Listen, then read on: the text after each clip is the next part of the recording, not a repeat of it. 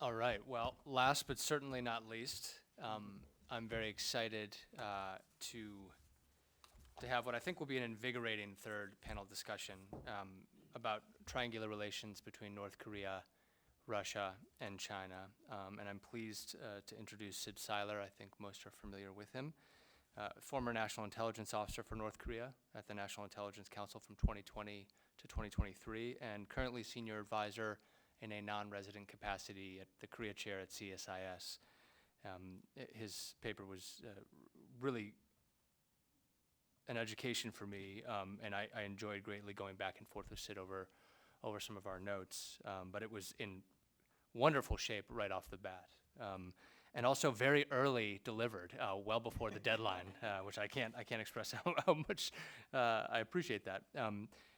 As our discussant, we have Jenny Town, who is the Senior Fellow at the Stimson Center and Director of Stimson's newly established Korea program, and 38 North as well. And in descending order of importance, my former boss and still friend so far as I know. Ascending order of importance for me personally. I'm chastened by Emma's previous comment. My former colleague. That's right, I'm Jenny's former colleague. In any event, I want to pass things over to Sid, and you can kick it off.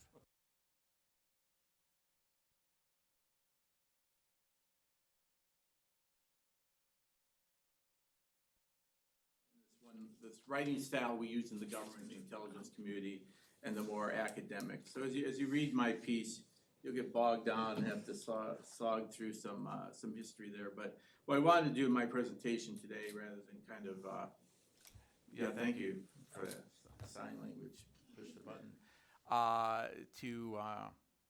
Rather than kind of go through the paper, try to give a overview of the key judgments, which may or may not track exactly to the paper.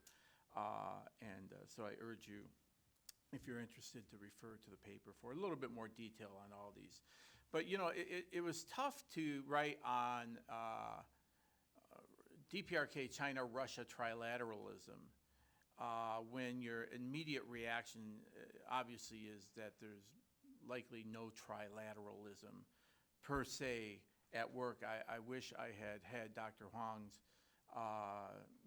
doctrinal theoretical outline of what exactly trilateralism is, but as we look back at North Korea over the years, it's hard to see where together with Russia, of course, former Soviet Union, and China, that they act together as a whole. So technically speaking, the paper really doesn't look at trilateralism or even its prospects as much as it does how North Korea has navigated its relationship over the years with these two partners, ideological partners, strategic allies, even quasi-benefactors, looking at the main periods, of course, of the Cold War, kind of what the post-Cold War period looked like, and then this new era that we tentatively seem to be entering in terms of alternatives to the liberal world order.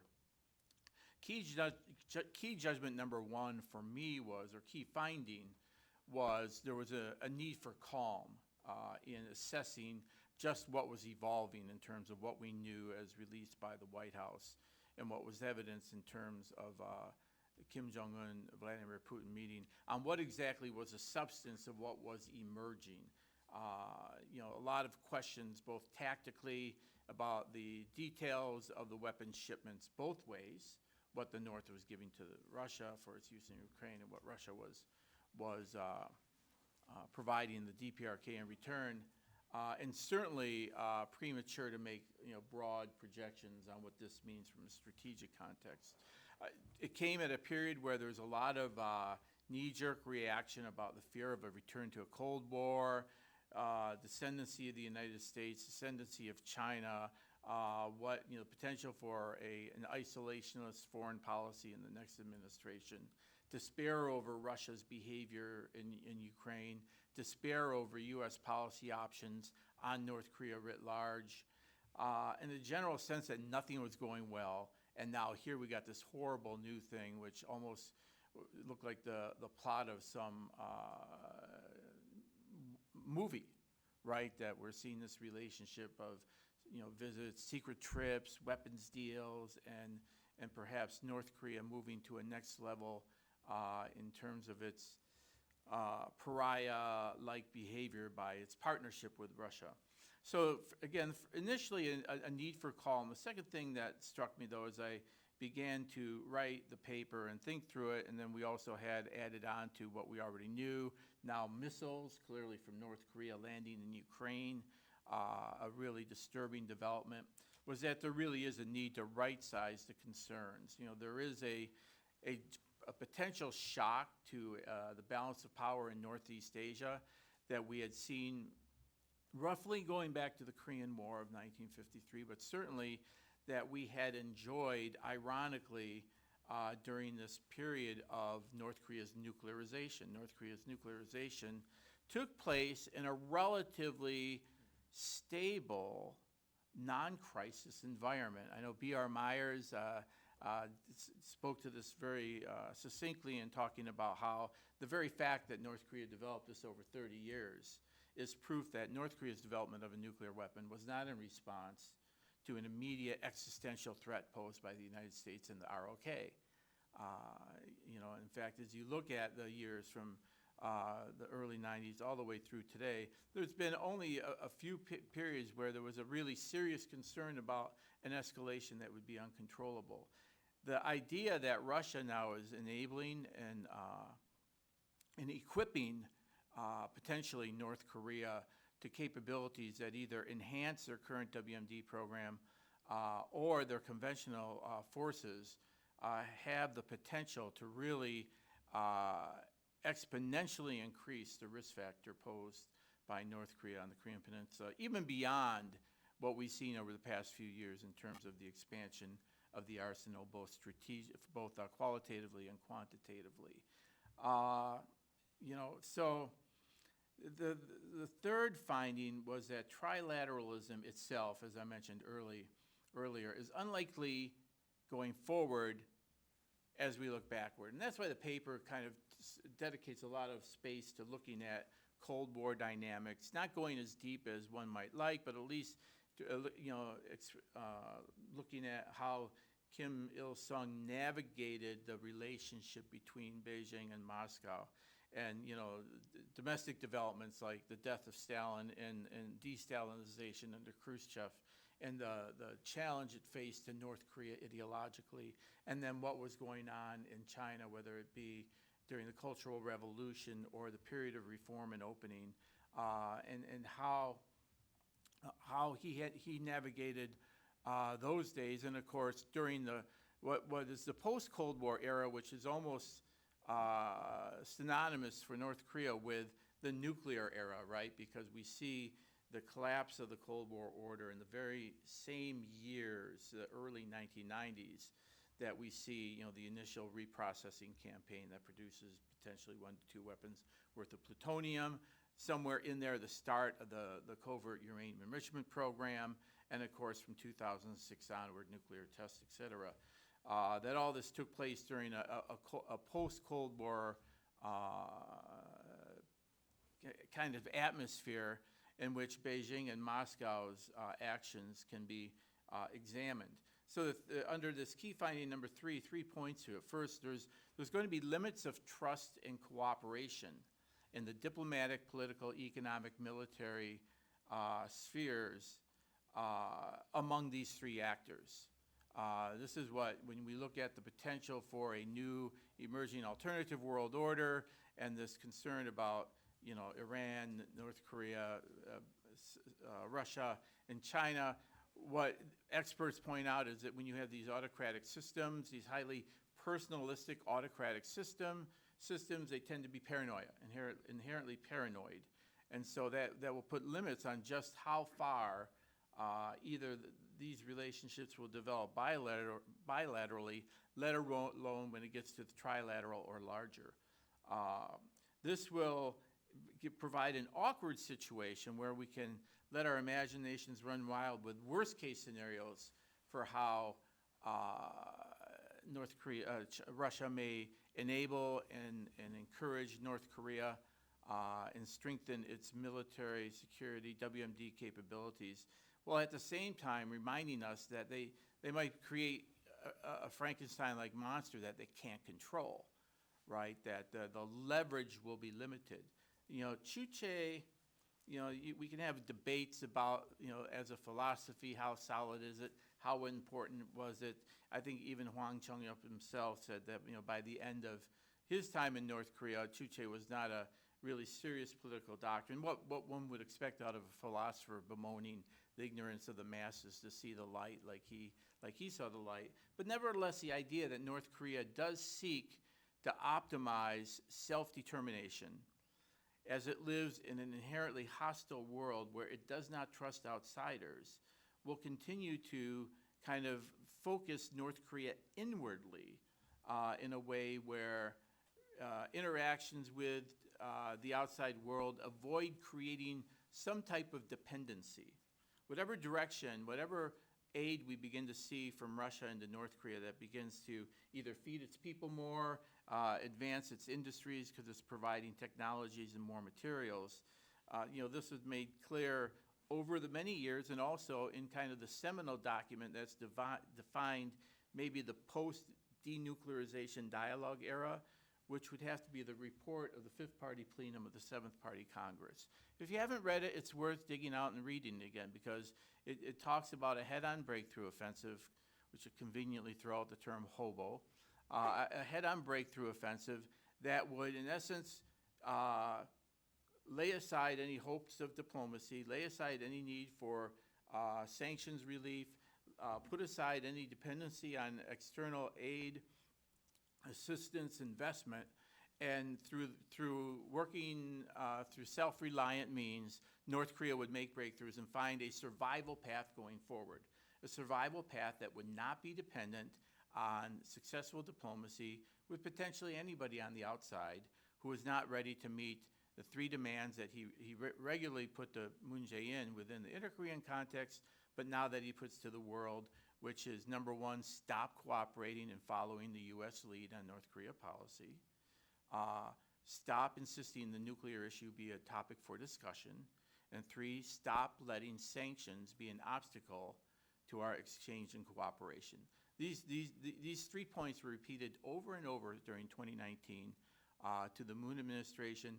And of course, it is the kind of the standard by which North Korea today is determining what type of external relations it would agree to.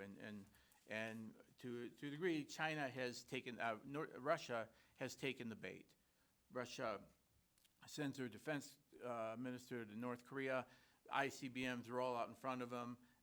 Kind of the closest thing to a declaration that Russia has learned to accept and respect the nuclear North Korea. It's not going to insist on denuclearization. It's not going to let sanctions be an obstacle, although Vladimir Putin paid lip service to sanctions. Clearly, North Korea's vision of a post-denuclearization diplomacy era is coming to life with the cooperation with Russia. Key finding number 4, security cooperation warrants further close attention. Again, there's a certain irony about the limits, the relatively limited range of tension that was experienced during the course of the nuclear weapons development. And I was thinking about this the other day, and it was probably because as the capabilities developed, first of all, there was a lot of denial, right? There was a lot of denial that North Korea's nuclear program was real. It was anything more than a negotiating card, that the North Koreans could figure out how to, enrich uranium, extract plutonium, develop and master reentry vehicle technology, and get credible delivery systems with credible warheads. And so there was a sense of urgency, but not a sufficient urgency to warrant more decisive measures being taken, whether it be in the military, economic, or diplomatic realm. And that allowed, in particular, China and Russia to essentially turn a blind eye. If you look at China's and Russia's behavior during the course of the six-party talks and after, they were more designed to contain and restrain U.S. maneuver space and options than they were necessarily to prevent North Korea from succeeding in its development of nuclear weapons. Years after the fact, we can see how true that was.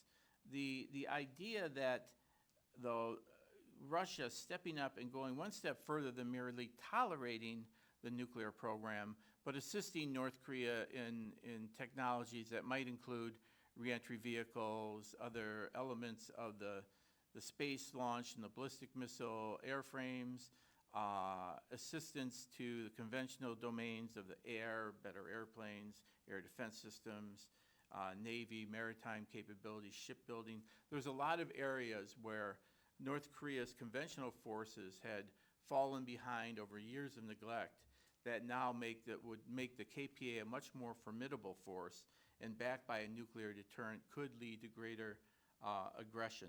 I'm not saying this is the most likely scenario. In fact, I've talked before, and the paper mentions the national intelligence estimate that we issued last year that addressed what we might be facing in the 2030, 2035 time period in terms of nuclear use scenarios. That these use of nuclear weapons or even conventional forays that are seeking some type of revisionist outcomes, such as maybe seizing an island, seizing some land on the coast, that these are less likely, but nevertheless sufficiently possible that they warrant close attention.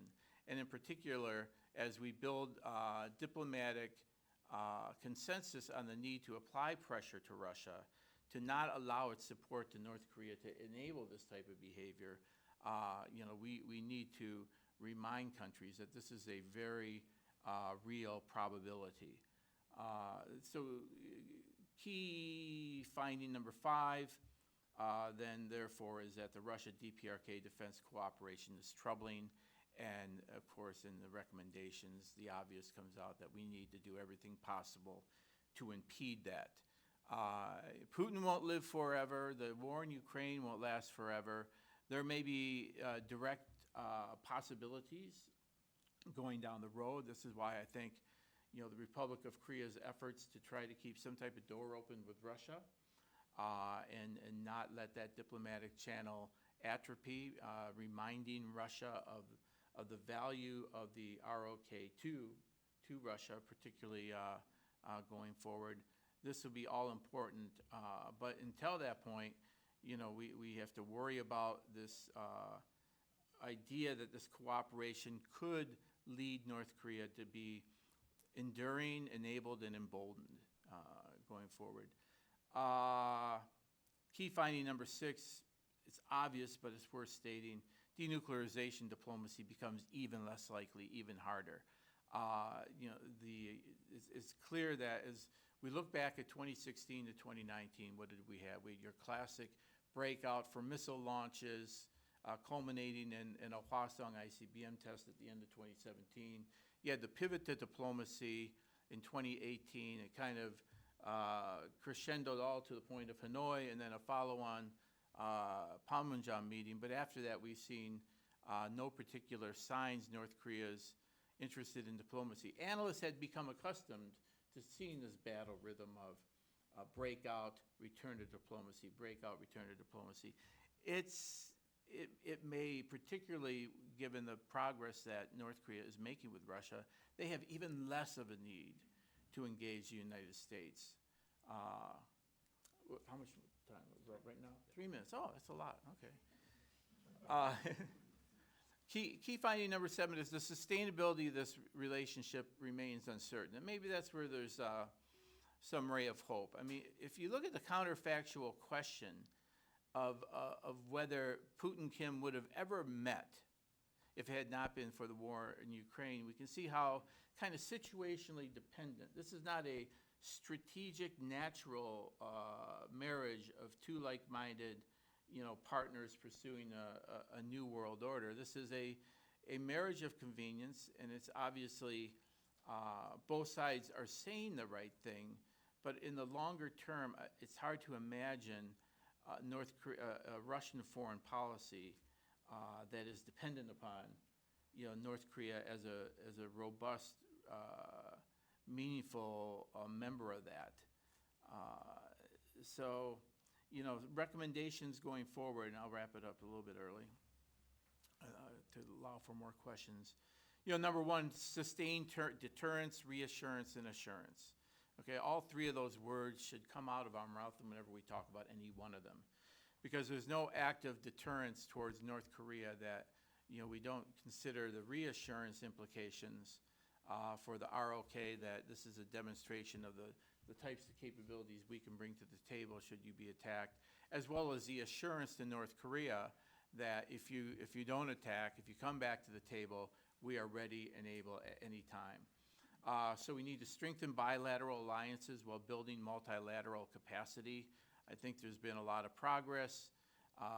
We need to fireproof that effort as well. By fireproof, I mean it needs to sustain a change of government, either in Seoul and or Washington, that has different views towards military exercises, or strategic bombers flying over Korea, or strategic submarines coming. How do we maintain deterrence in an engagement-centric type of approach so that we can complement each other? There may be a way in which another 5 years of a Moon Jae-in-like approach could complement the approach that we've seen during the 5 years of President Yoon.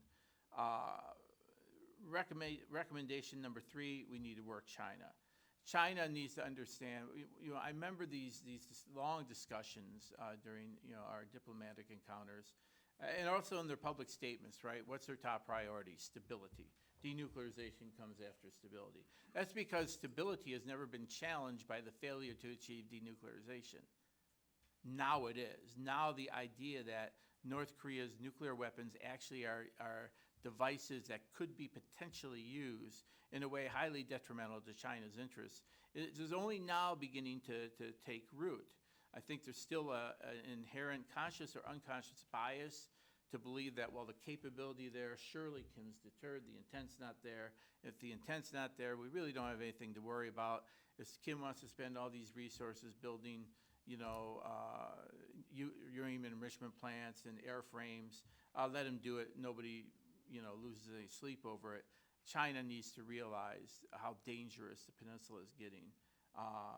And so with that, that's kind of a loose overview of what was in the paper. Jenny. Thanks, Clint and KEI, and thanks, Sid. I always enjoy reading your work and having these discussions with you, and we've seen a lot of each other lately. Yeah, I've been thinking of that too. The paper is it's a real tour de force, and it's a great overview of historic relations between North Korea towards China and Russia. I have a couple specific comments about the paper itself, and then some broader points about some of the premises. I did find one specific note in your talk about sort of the charm offensive eras and the idea that North Korea has breakout and then they come back to negotiations. You listed a number of different interventions of engagement, but you specifically left out the agreed framework negotiations. And I don't know if that was intentional or accidental. And at first, I thought that it was intentional because you did characterize this category of diplomacy as seeking concessions without substantive progress. And perhaps you meant that you did include it because there was at least some substantive progress during that time. But then you did include Madeleine Albright's visit to North Korea in 2000. So I'm wondering if you can just comment on that in your remarks, and why there was that omission. I did think you did a great job in introducing the idea that both China and Russia's approaches to North Korea are not just about North Korea, and a lot of it is really shaped by their own self-interest, more than protecting Pyongyang's interests.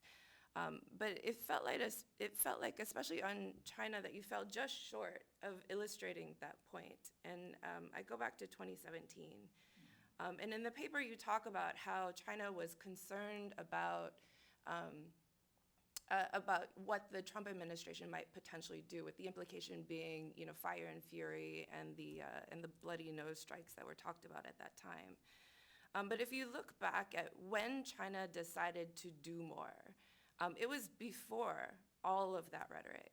And China's willingness to accept a higher impact sanctions and push greater than normal implementation on sanctions against North Korea up front wasn't motivated necessarily by fears, but was really motivated on China's own interests in the bargain that Trump offered them, right? The idea that he wouldn't label them a currency manipulator and that China would avoid a trade war by doing more on North Korea.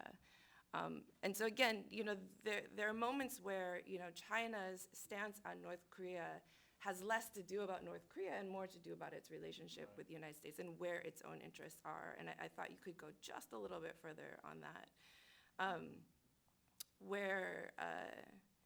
which also then explains, at the end of that exchange, when China felt like they had complied with those good intentions, they had applied greater pressure on North Korea beyond what they felt was actually in their interests, but they still got the trade war. And so I think that they're, in China around 2019, you did hear this a lot of just complaints from the Chinese that they got burned by Trump, burned by America, and that it was unlikely to go that route again. While also all of that activity in cooperating more with the United States really diminished whatever influence it had on Pyongyang during that time, which was also really detrimental to China's self-interest.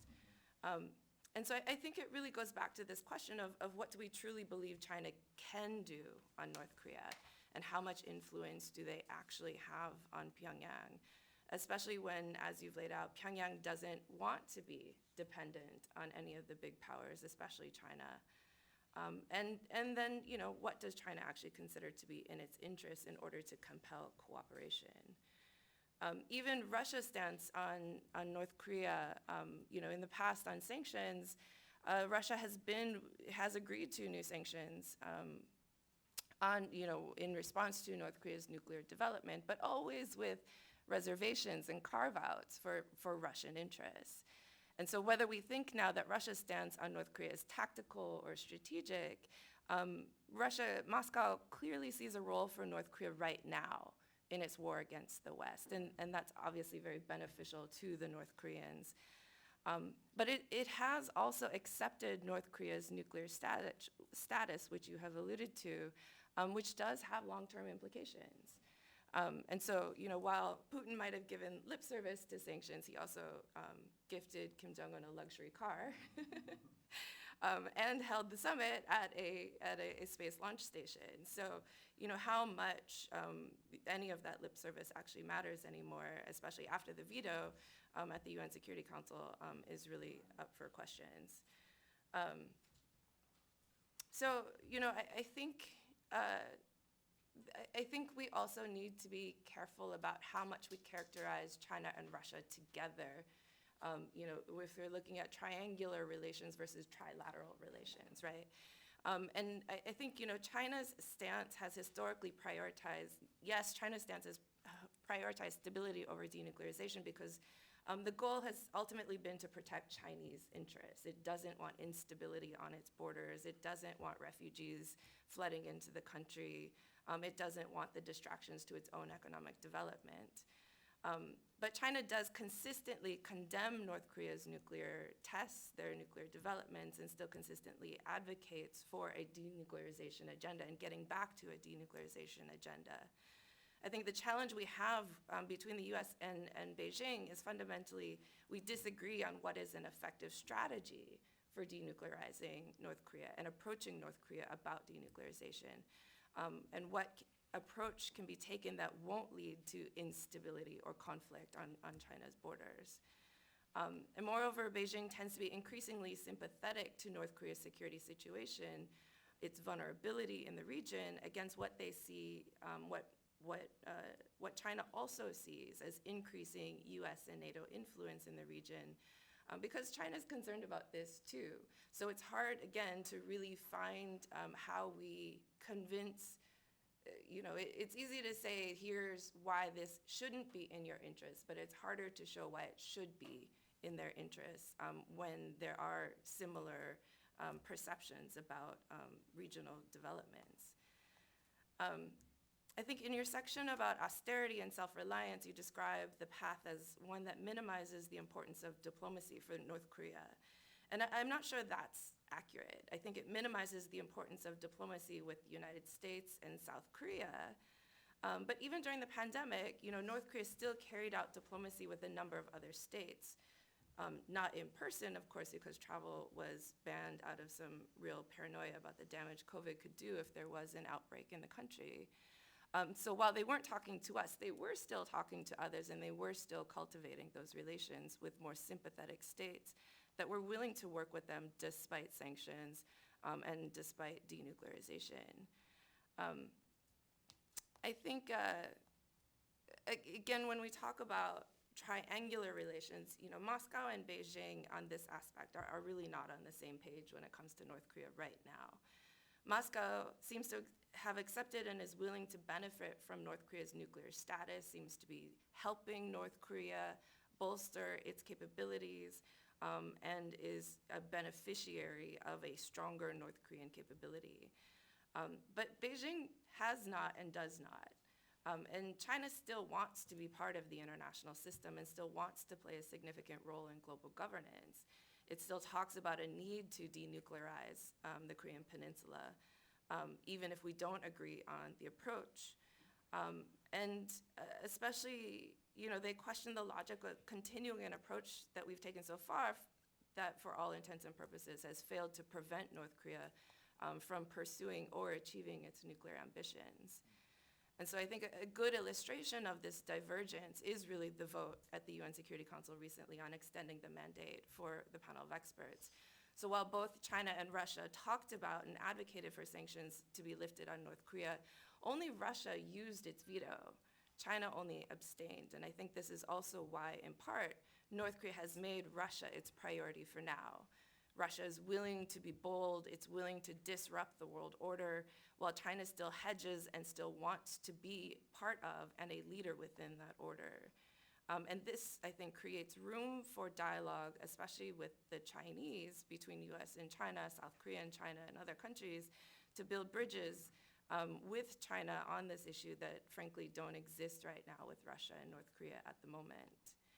I think just as a final thought, when you say that the concept of trying to get back to diplomacy after, after North Korea's, breakout couple of years now, I think we need to step back a little and not look at North Korea in a political vacuum. And I think we need to recognize, one, that the strategy of relying on big powers to restrain small powers' actions it does not seem a very effective strategy in the current geopolitical environment. Russia's invasion of Ukraine and threats to use nuclear weapons have made the threat of nuclear use real again. And the global response to that has been to see nukes as the answer to security dilemmas. So as long as this trend exists, it's really hard to make the case that any one country with nukes is destabilizing.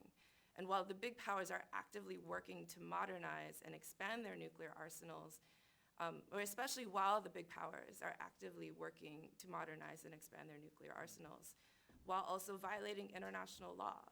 So if the big powers are going to continue to act in self-interest against international law, then getting North Korea to behave better seems pretty doomed from the start. And I think a lot of this really does have to do with, at some point we need to learn to lead by action and demonstrate the behaviors that we want to see in the rest of the world.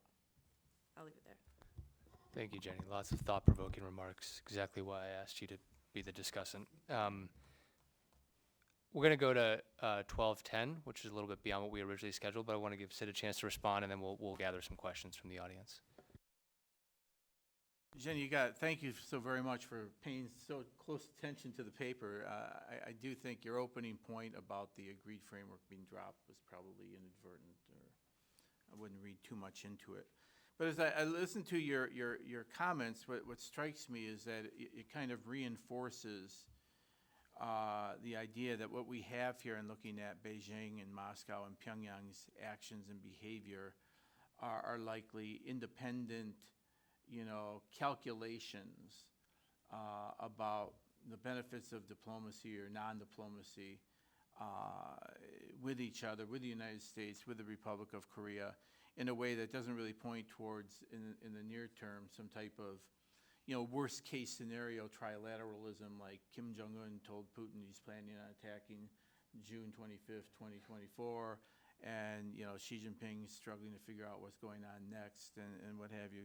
That's likely not in the mix right now. Your comments remind me of, not surprisingly, how pragmatic each of the actors are.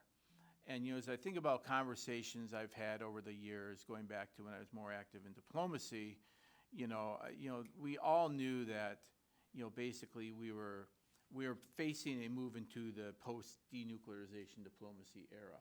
China knows it. What's surprising is that China continues to articulate publicly a commitment to denuclearization. And I think that's not so much that they're really committed to denuclearization, but it's pragmatic for them not to appear to have given up. And this actually limits, even what Vladimir Putin said in terms of sanctions or denuclearization. Russia has not said that it has given up on the denuclearization of the Korean Peninsula. It just simply pragmatically will work around, the reality of where we are today. And the reality is each of us, the United States, China, and Russia, are all in the same boat. We lack the sufficient leverage to change North Korea's behavior in a way that doesn't bring extremely unacceptable risk. When you look at the list of things that, the domains we focus on in terms of how we approach North Korea: diplomatic, economic, military, information kind of flows somewhere in the middle of one of those three.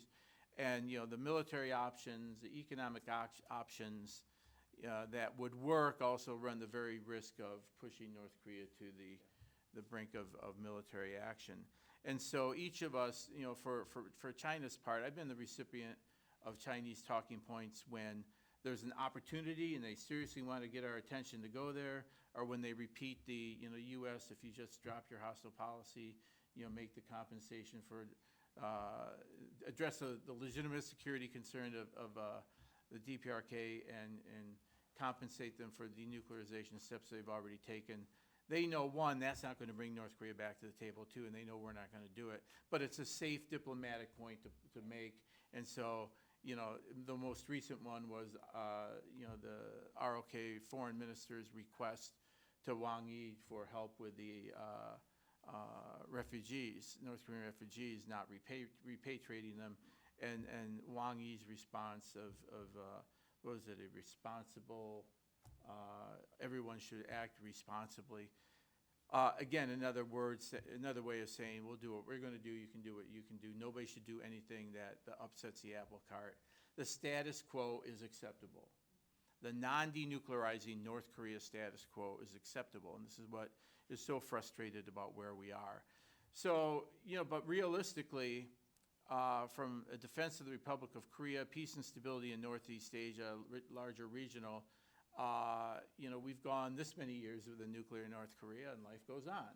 And so, and then when you weigh the actions you could take that might destabilize it, and accepting the status quo, that leads to the repeated, reverting to the status quo. And that's our best case scenario.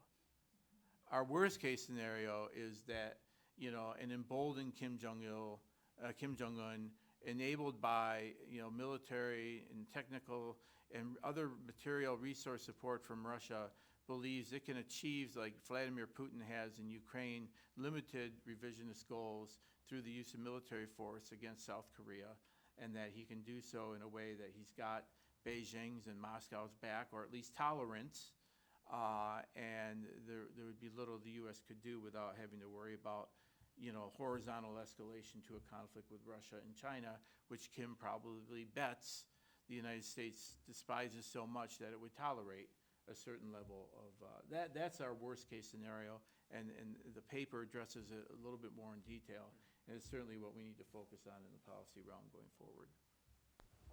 All right, I want to open things up to audience questions. Let's gather a few. I see Scott in the back here, and then right there. We'll do 3, and then that'll be that. Jenny has presented some shades of difference between China and Russia, but I want to ask you, Sid, in light of President Putin's visit to Beijing this week and likely affirmation of the No Limits alliance, how do you think that Kim Jong-un is perceiving the threats and opportunities associated with that type of meeting?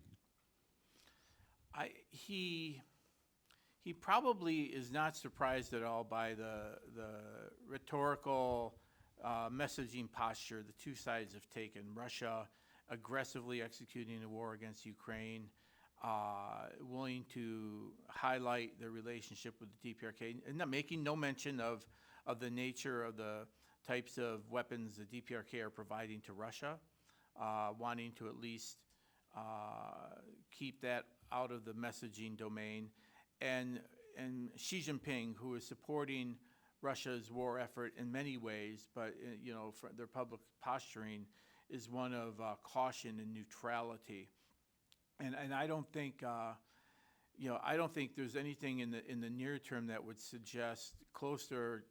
Our goal is closer Chinese-Russia cooperation, where China would moderate Russia's behavior, right?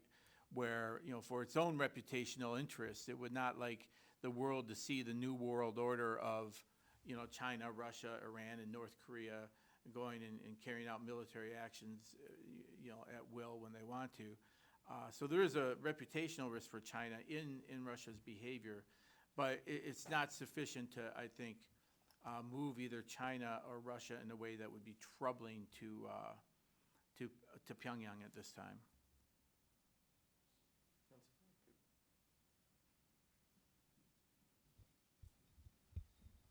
Could we actually gather both questions, this gentleman's and then back here as well afterwards? Yeah, thank you. Yeah, what a great discussion.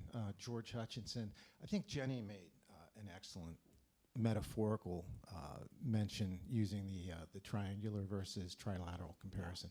And why it strikes me as being such a great, and I'll get to a question immediately, but if you look at a triangle, what gives the triangle strength is 3 separate angles. And if you look at what China's primary interests are in the South China Sea, East China Sea, you look at North Korea, it has its vested interest there in Northeast Asia. Russia obviously has its interest in Eurasia, Ukraine. And because they're not in each other's soup, it creates a natural synergy, but it also creates bonds that become vulnerable to go in and break. At the opposing angle for all 3 of those angles lies the U.S. and U.S. policy.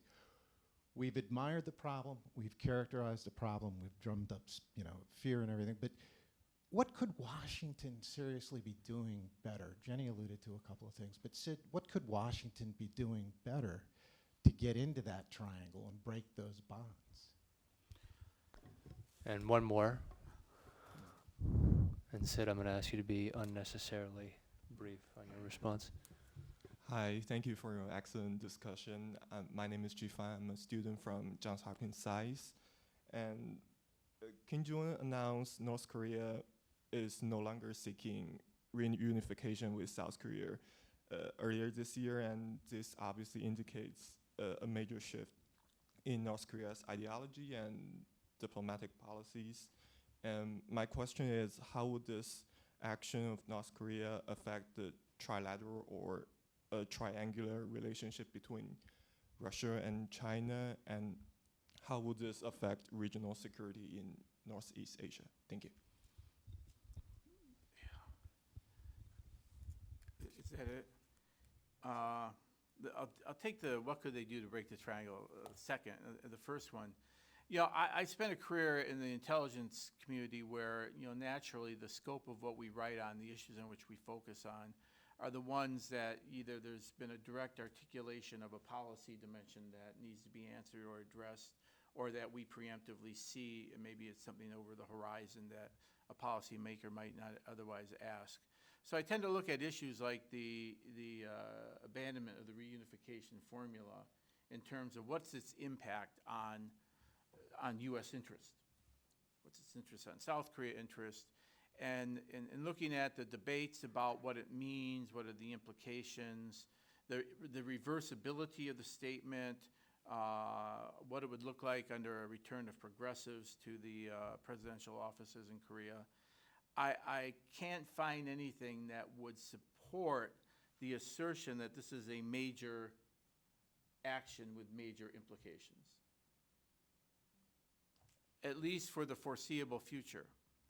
You know, one day we might see, you know, we're doing a day after review of what happened as South Korean vessels were shot at, and South Korea responded with a launch on artillery and on the naval headquarters, and then North Korea launches a limited nuclear strike on Incheon, and then we all go to the negotiating table. Where did it all start? Well, it started when reunification was dropped and South Korea was articulated as a hostile state. South Korea has always been a hostile state. North Korea has had a messaging challenge over the years in terms of how you call the 당국자, right, the responsible authorities, puppets, clueless, worthless human scum, while talking about the South Korean people who we love as fellow compatriots, or the evil ROK military and the harmless ROK president. I mean, they've had to work around it. This may just be a way of addressing, desires among the next generation for quicker integration with South Korea, which is regime threatening. So I'll leave that as that. So for now, there's not enough evidence that this really will have a significant policy impact that impacts stability on the peninsula in any way that these trends, hatred towards the South, et cetera, already did. Before you answer that final question, Jenny just Yeah. wants to weigh in on that Sure. last one, and quickly, if you Maybe might. I'm blind to something. I guess I would agree and disagree. I disagree with the idea that it's not a major policy shift. It is a major policy shift. And what Kim Jong-un has done is he's basically rejected Kim Il-sung's founding principles, which is a major move away from tradition, and one that he can't really come back from, and he can't reverse at any time soon. And he has made, he has taken steps to sort of remove reunification from the ideology, from the rhetoric, from the symbols of this as well, so that this isn't a short-term tactical thing that they're doing to try and get something, but it is an actual change in policy. But I agree at the notion that I don't think it has major security implications right now, because, even while they had special status, North Korea never once hesitated to threaten South Korea in the past. It's never once, prevented them from building up arms against South Korea. It didn't stop them from building up nuclear weapons, presumably also against South Korea and the United States. So I would just leave it there. Okay.